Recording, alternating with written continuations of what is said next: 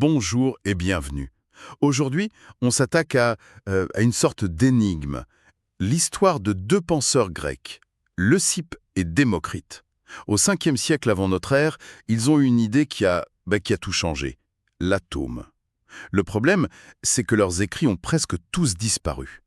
Ce qu'il nous reste, ce sont des fragments, des citations, et souvent rapportés par leurs plus grands critiques, comme Platon ou Aristote.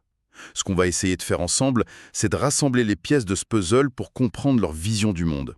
Une vision radicale, où tout, des étoiles à nos pensées, s'explique par deux choses. Juste deux. Les atomes et le vide. Il faut bien se rendre compte à quel point c'était dingue pour l'époque. On parle d'un monde où chaque phénomène c'est un dieu, où tout est censé avoir un but, et eux ils arrivent et ils disent non, il n'y a pas de grand plan, pas de dieu aux commandes, juste de la matière qui bouge, c'est le début d'une pensée purement matérialiste. Mais comme vous le disiez, reconstituer cette pensée, c'est un vrai défi. Leucippe, le fondateur, est si mystérieux qu'un philosophe comme Épicure a carrément nié son existence.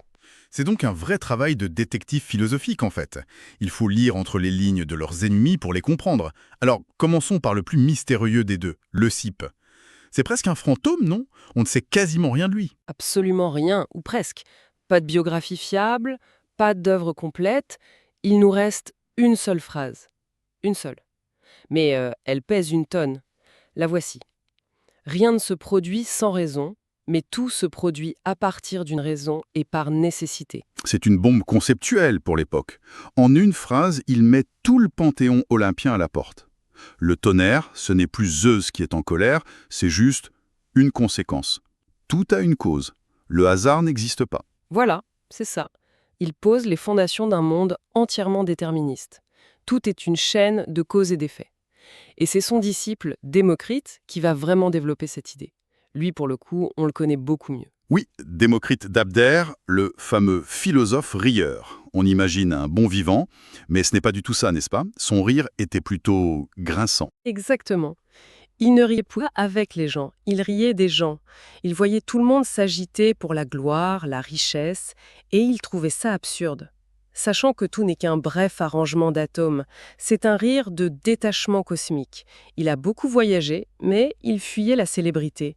Il y a cette phrase incroyable qu'on lui attribue. Ah oui, Sisyphe, je suis venu à Athènes et personne ne m'a reconnu. C'est ça. C'est l'anti-influenceur par excellence, venir au centre du monde et se réjouir de passer inaperçu. Ça en dit long. Et l'anecdote sur sa mort est tout aussi révélatrice. Oui, elle est extraordinaire. On raconte qu'à un âge très avancé, il a volontairement retardé sa mort de 3 jours, non pas par peur, mais parce que sa sœur risquait de manquer une fête religieuse.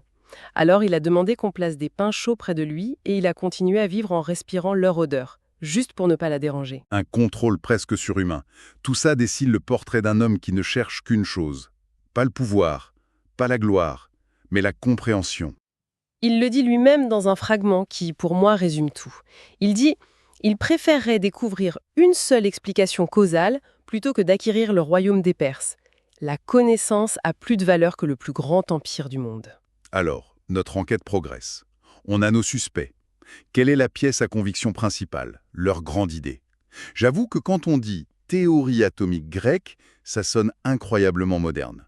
Comment ils ont pu imaginer ça? C'était quoi leur idée de base? L'idée de base est d'une simplicité. Géniale. Diogène Laërce la résume ainsi. Les principes de tout sont les atomes et le vide. Point. Tout le reste, c'est une construction, une convention. Pour eux, un atome, du grec atomos, Qui veut dire qu'on ne peut pas couper? l'insécable. Exactement. C'est une particule de matière absolument pleine, solide, éternelle et donc indivisible. Et il y en a une infinité de formes et de tailles différentes. D'accord, donc on a une infinité de petites briques de Lego indestructibles. Mais pour qu'elles puissent s'assembler, il leur faut de l'espace pour bouger.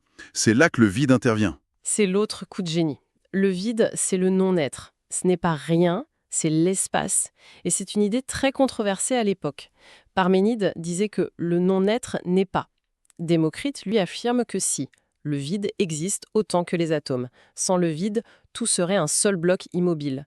Le vide permet le mouvement. Et ce mouvement, comment il fonctionne? Il y a un plan, un architecte qui dirige ça? Absolument pas. Le mouvement est éternel. Les atomes tombent, s'entrechoquent, s'accrochent les uns aux autres grâce à leur forme. C'est un chaos mécanique incessant, qu'ils appellent un tourbillon, ou la nécessité. Et c'est de ce chaos que tout naît. Et cette organisation se fait toute seule. Par quel miracle? Pas de miracle, juste un principe mécanique. Démocrite parle de l'attirance du semblable. Il prend un exemple très simple. Sur une plage, les vagues trient les galets. Les ronds avec les ronds, les longs avec les longs. C'est un tri mécanique. De la même façon, dans le tourbillon cosmique, les atomes de forme similaire tendent à se regrouper. C'est comme ça que la matière s'organise, sans chef d'orchestre. Et cette vision, ça s'applique à tout l'univers, pas juste pour expliquer comment une pierre est faite. À tout coup. C'est ce qui est vertigineux.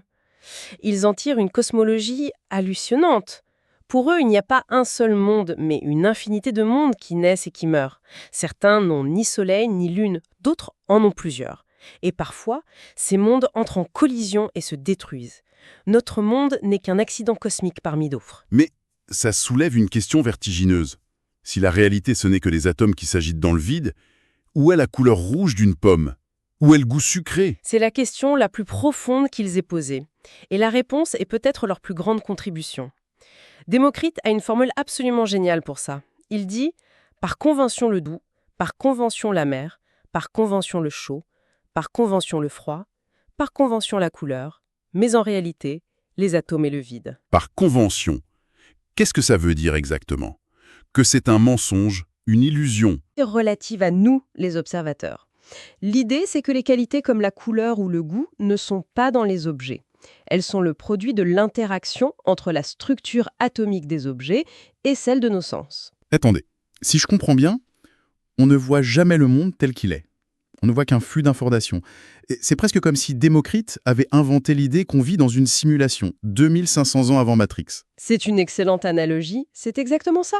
La réalité brute, ce sont les atomes, ce qu'on perçoit, c'est notre interface. Pour expliquer la vue, il a développé la théorie des idolats, les simulacres. Il imaginait que les objets émettent en permanence de fines pellicules d'atomes, des sortes de doubles miniatures. Quand ces idolats frappent notre œil, ça crée en nous la sensation de voir. Donc, le rouge de la pomme n'est pas dans la pomme. C'est une sensation produite dans mon esprit par l'impact des idolats de la pomme sur les atomes de mon œil. C'est déstabilisant. On n'a donc jamais un accès direct à la réalité. Jamais. On n'a accès qu'à ses effets sur nous. C'est la première distinction claire entre les qualités primaires et secondaires. Les qualités primaires sont les propriétés réelles des atomes, leur forme, leur taille. Les qualités secondaires, couleur, odeur, saveur, sont subjectives. Elles n'existent que dans notre perception. Mais Démocrite a dû voir le paradoxe énorme que ça crée. Si notre seule source d'infos, ce sont nos sens, et qu'on utilise ces infos pour conclure que nos sens nous trompent, on scie la branche sur laquelle on est assis, non? Entre l'intellect et les sens. L'intellect, triomphant, dit aux sens « En apparence, il y a la couleur, le doux, l'amer, mais en vérité, il n'y a que les atomes et le vide. » Et les sens lui rétorquent « Misérable esprit, c'est de nous que tu tires tes preuves et tu nous renverses. Notre renversement est ta propre chute. » C'est incroyable, il formule le problème fondamental de la connaissance. Si la raison dépend des sens, comment peut-elle ensuite invalider ces mêmes sens sans s'invalider elle-même? Et c'est un débat qui court encore aujourd'hui en philosophie des sciences. Jusqu'où faire confiance à notre appareil perceptif? Démocrite a ouvert cette boîte de Pandore il y a 2500 ans. D'accord. Alors, le décor est planté. On vit dans un univers mécanique, sans but, et notre perception est subjective. Face à un constat aussi brutal, la question s'impose. Comment on est censé vivre là-dedans? S'il n'y a pas de plan divin, quel est le but du jeu? Si le cosmos n'a pas de but, c'est à nous de donner un sens à notre propre vie. Et pour Démocrite, ce but n'est pas la recherche du plaisir à tout prix, c'est quelque chose de beaucoup plus profond. Il a un mot pour ça, l'euthymie. On le traduit par sérénité, bien-être. L'idée, c'est d'atteindre un état de calme intérieur, d'être le moins possible secoué par les peurs ou les passions. C'est exactement ça. Et son éthique est incroyablement pragmatique. Prenez la modération. Il dit « Si vous ne désirez pas beaucoup de choses, peu de choses vous sembleront beaucoup ».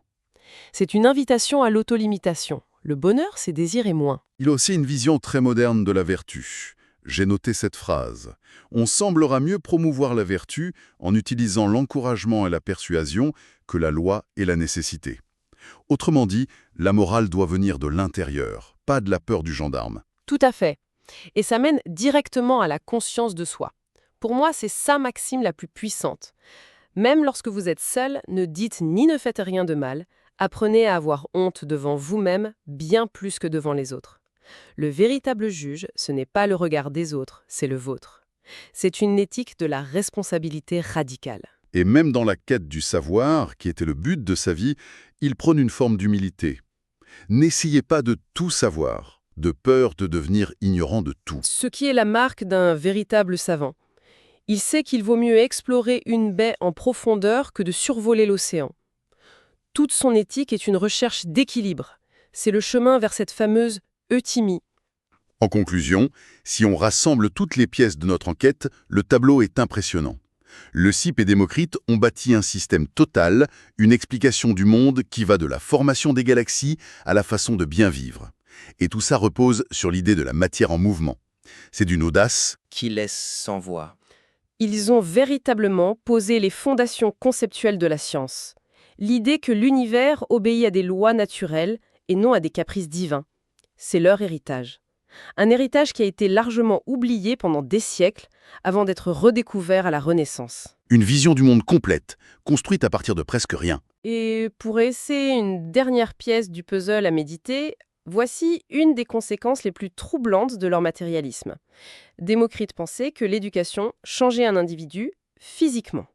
Pour lui, apprendre, c'était littéralement réarranger les atomes qui composent notre âme. Donc nos pensées, notre caractère, tout ça ne serait que la configuration des atomes dans notre cerveau, pour le dire en termes modernes. Exactement. Et ça ouvre sur la question finale, le mystère non résolu de cette affaire. Si tout, absolument tout, de la chute d'une pierre à nos décisions, est le résultat nécessaire des chocs atomiques, quelle place reste-t-il pour le libre arbitre ? Sommes-nous libres ou juste des marionnettes sophistiquées dans un grand théâtre mécanique ? C'est le point qui va obséder leurs successeurs, comme Épicure. Le débat qu'ils ont ouvert il y a 2500 ans est loin, très loin d'être clos.